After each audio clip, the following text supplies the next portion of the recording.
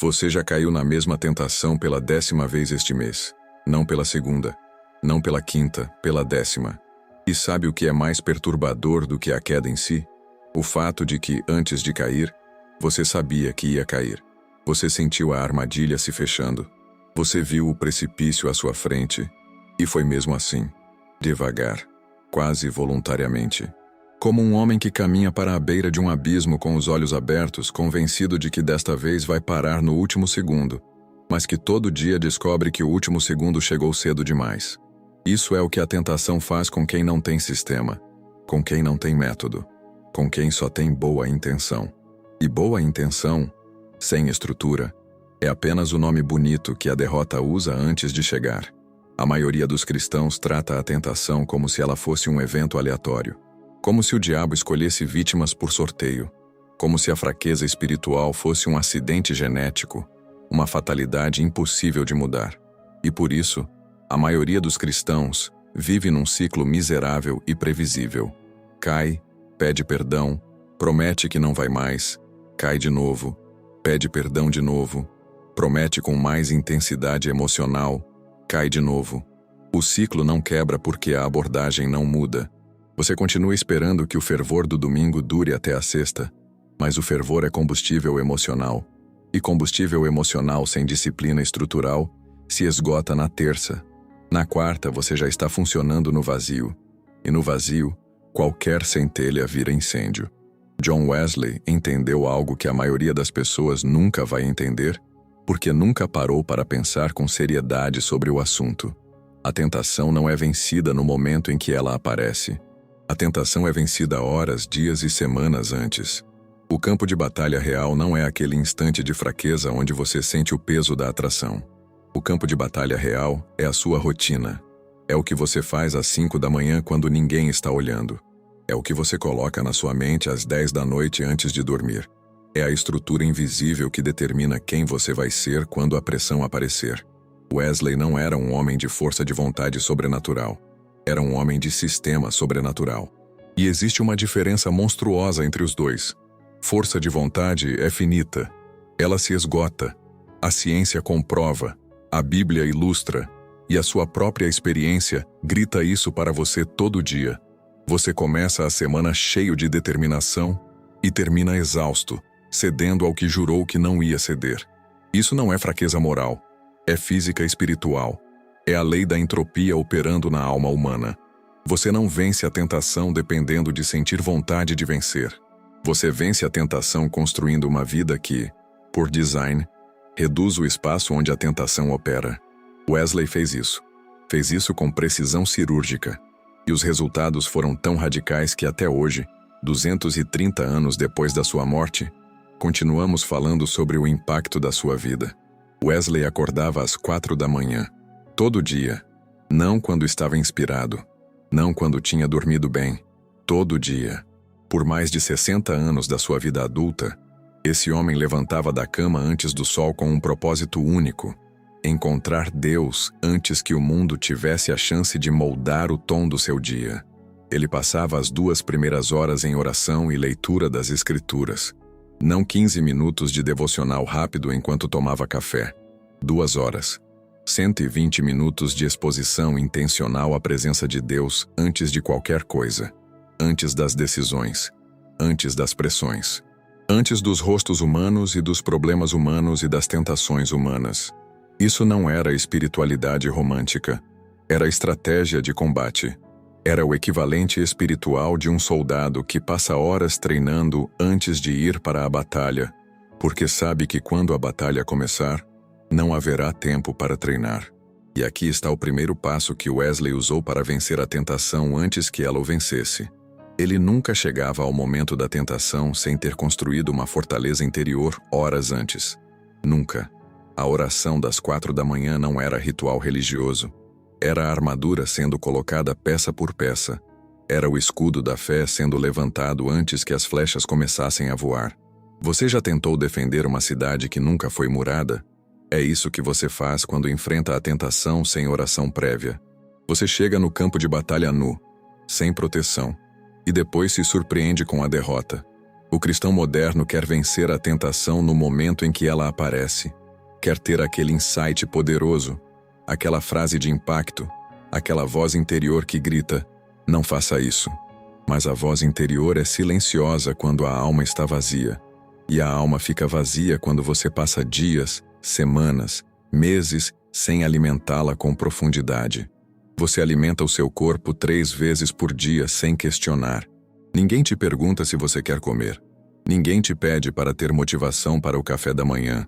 Você come porque sabe que sem comida o corpo morre. Mas a sua alma fica 3, 4, 5 dias sem alimento real.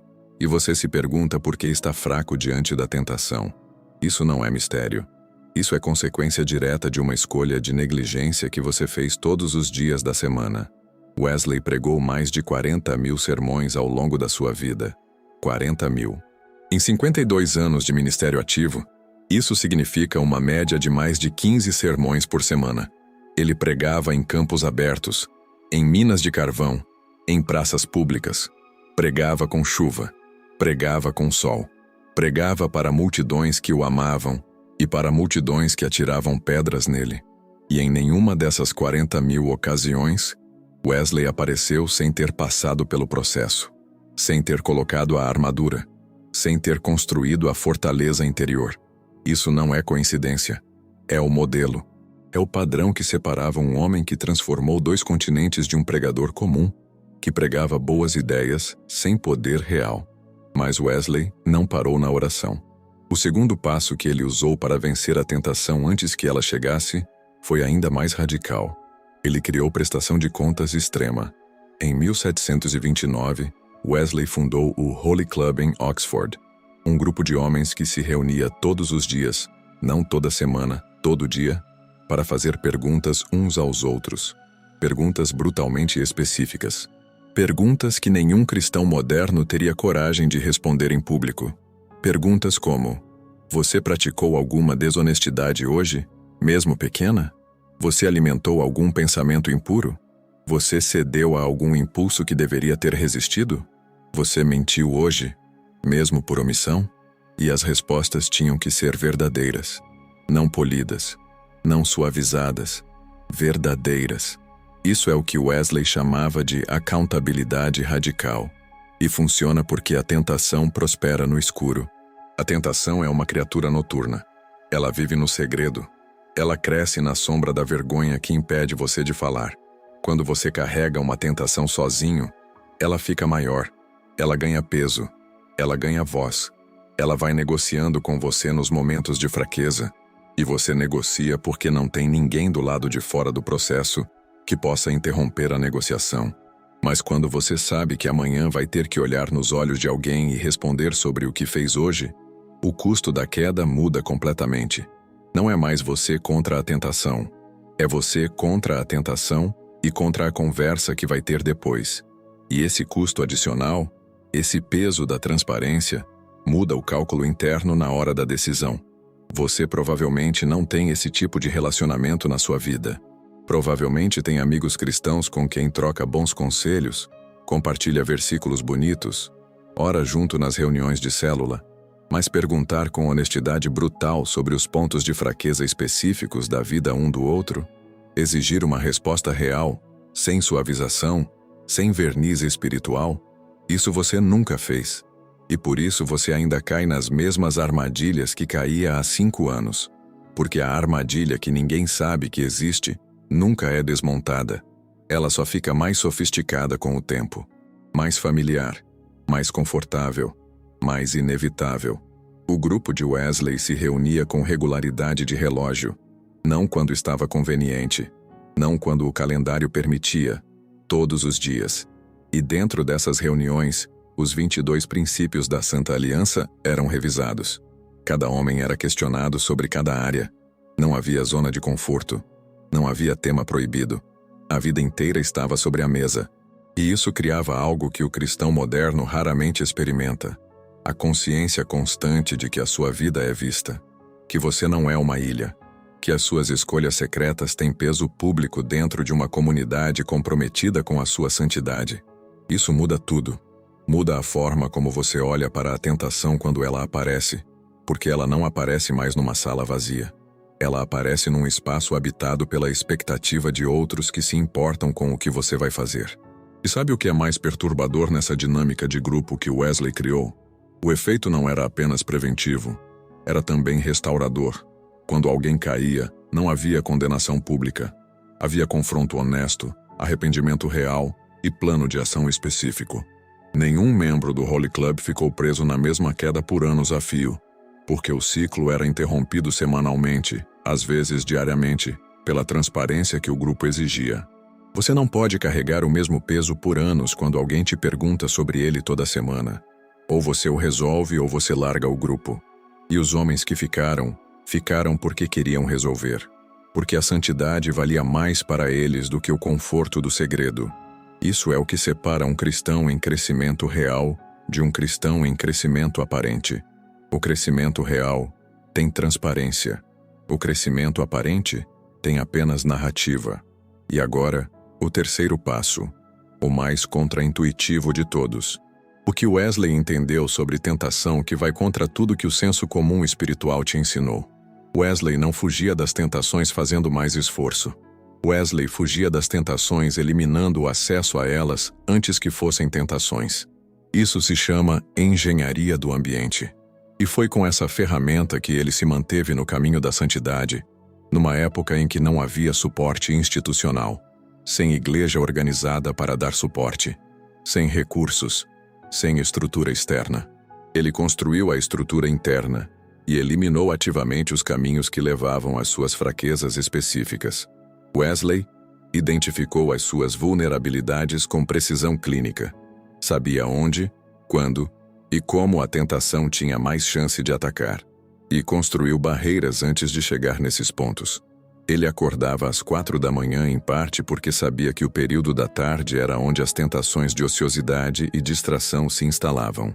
Ao estruturar as manhãs com densidade máxima de propósito, ele chegava ao período vulnerável da tarde com um senso de missão já tão consolidado que havia pouco espaço psíquico disponível para a tentação habitar. Isso não é mágica, é arquitetura.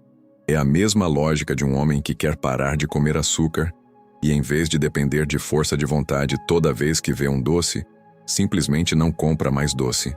A batalha é vencida no supermercado, não na despensa. A batalha espiritual é vencida na estrutura da rotina, não no momento de pressão. Pensa no que acontece com um músculo que nunca é exercitado. Atrofia, encolhe, perde densidade, perde função, não de um dia para o outro. Devagar, imperceptivelmente, mas de forma completamente inevitável. A força espiritual funciona da mesma maneira. Cada dia que você não constrói a fortaleza interior, um tijolo desaparece. Cada manhã que você acorda e vai direto para o celular em vez de ir direto para Deus, uma camada de resistência é removida. Não parece nada no dia, mas some semanas depois, quando a tentação aparece e você deveria ter muro e encontra apenas ar, você não consegue entender de onde veio a fraqueza. Veio do acúmulo de manhãs desperdiçadas.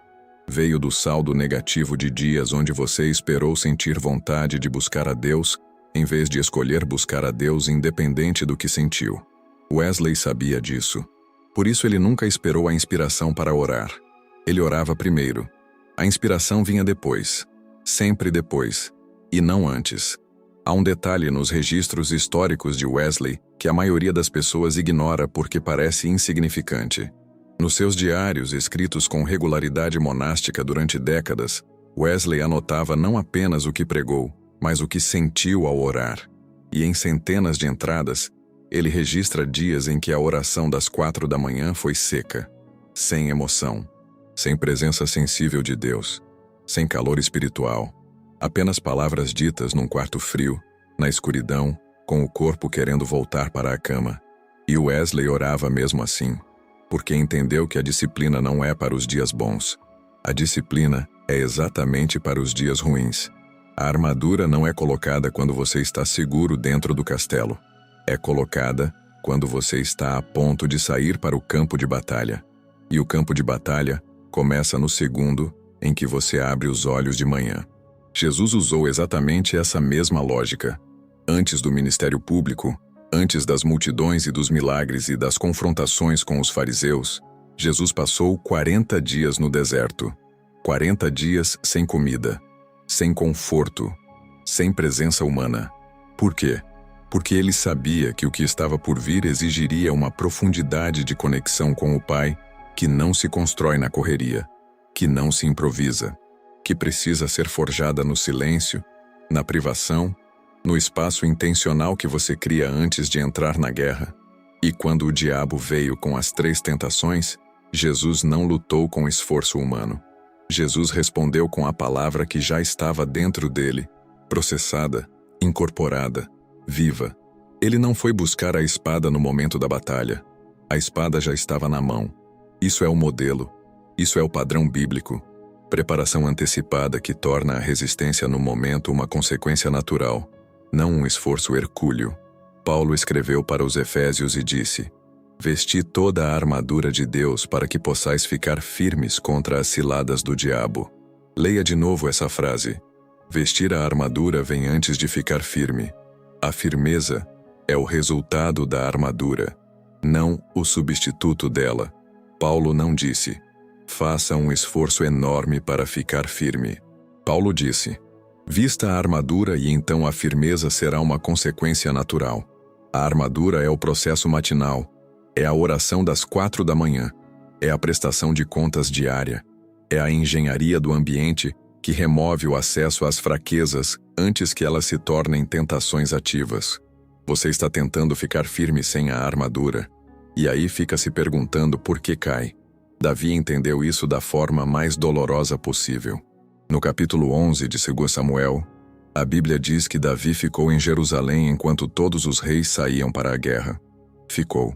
Enquanto devia ter ido.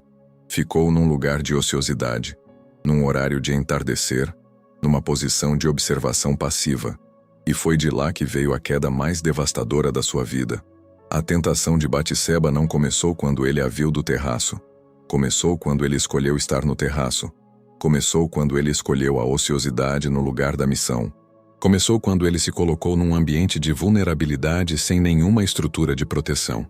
Isso é o terceiro passo de Wesley ao contrário. Em vez de engenharia do ambiente para a proteção, Davi fez engenharia do ambiente para a exposição e pagou o preço por gerações. Agora deixa eu ser direto com você sobre algo que você precisa ouvir, mesmo que doa. Você tem medo de fazer o que Wesley fez porque acha que é radical demais. Porque acordar às 4 da manhã parece impossível. Porque ter um grupo de prestação de contas brutal parece invasivo. Porque reorganizar toda a sua rotina para eliminar os pontos de vulnerabilidade parece trabalho demais. Mas vamos fazer uma conta simples. Quanto tempo você perdeu nos últimos 12 meses vivendo no ciclo de queda e restauração?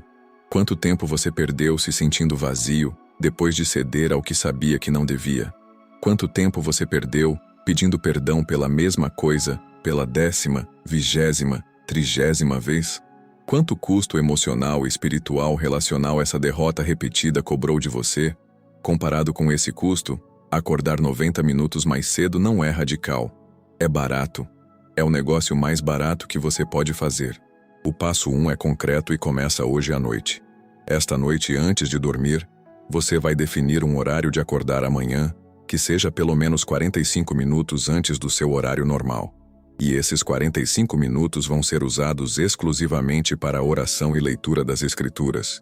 Não para devocional de app. Não para podcast cristão de fundo enquanto você toma café. Oração real. Falar com Deus sobre as suas fraquezas específicas, pelo nome, sem suavizar.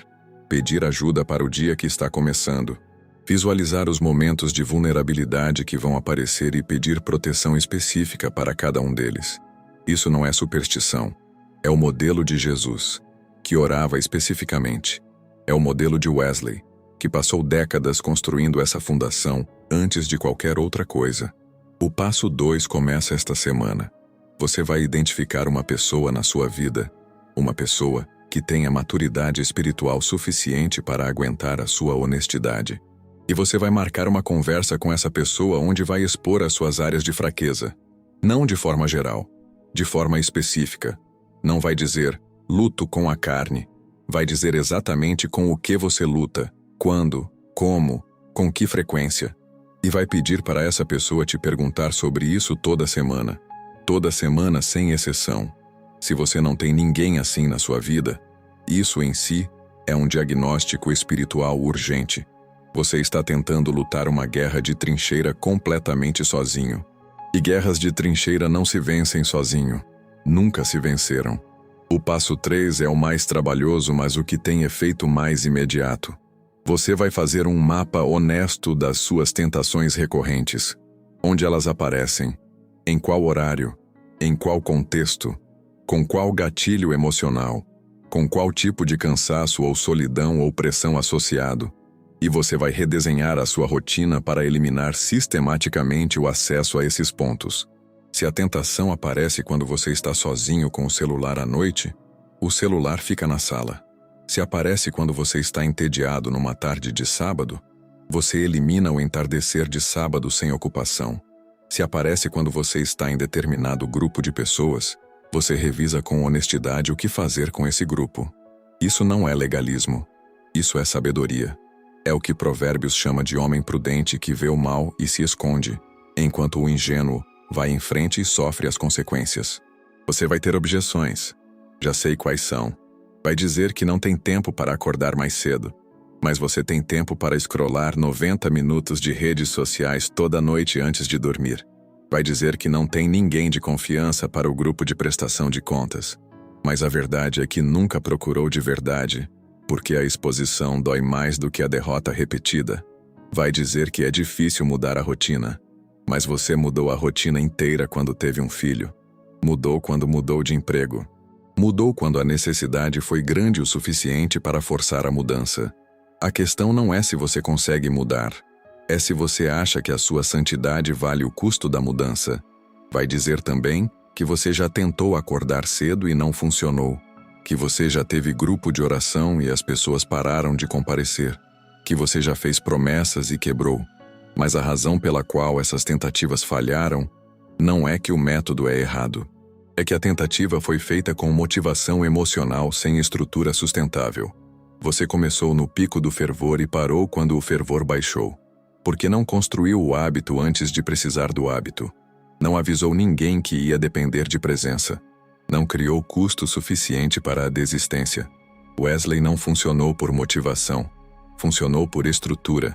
A estrutura sobrevive quando a motivação morre. E a motivação sempre morre. Sempre. Isso não é fraqueza. É humanidade. A questão é o que fica quando ela vai embora. Se só havia motivação, fica o vazio. Se havia estrutura, fica o sistema. E o sistema continua funcionando mesmo nos dias em que você não sente nada. Wesley acreditava, com tudo que tinha. E por isso acordava às 4 da manhã durante 60 anos.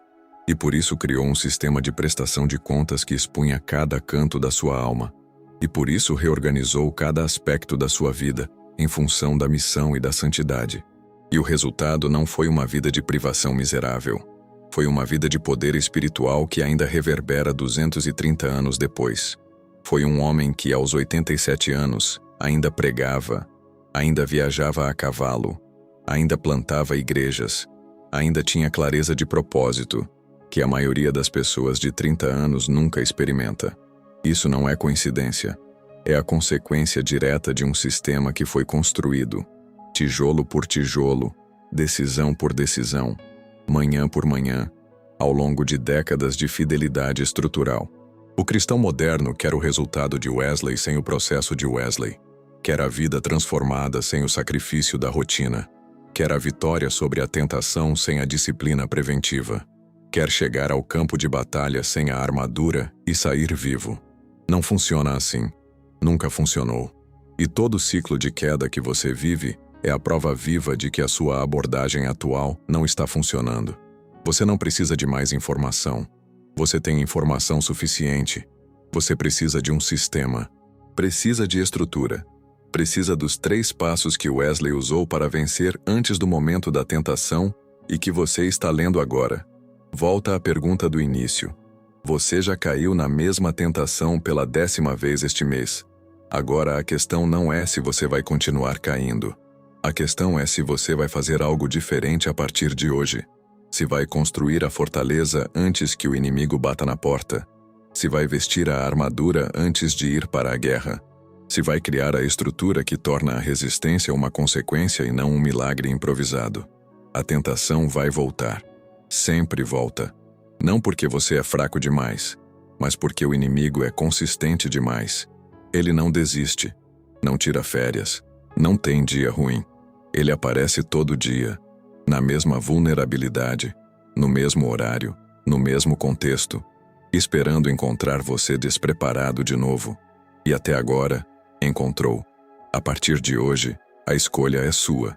O sistema existe, o modelo existe, o exemplo existe.